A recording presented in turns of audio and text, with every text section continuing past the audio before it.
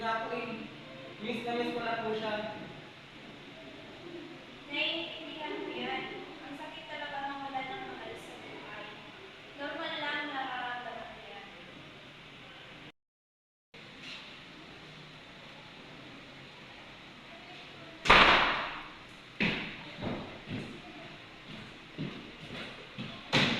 Mr. Jones, alam kong galit kayo. Pwede niyo po bang ikwento kung ano po ang nangyari? Ang unfair naman nito. Wala namang ginagawa ng school para tulungan ang aking anak.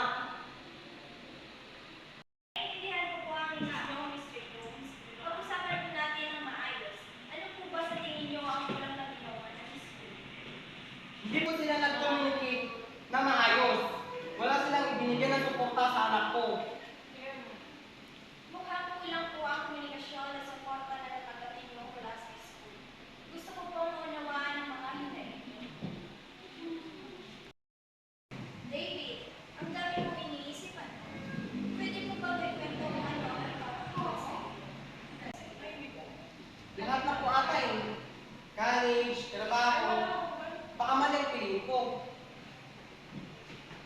Maraming naguguluhan sa mga desisyon sa buhay.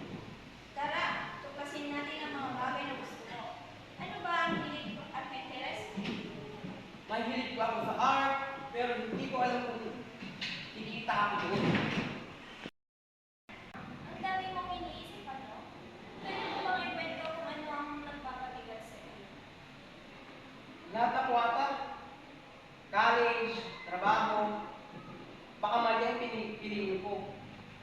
Maraming naguguluhan sa mga desisyon sa buhay.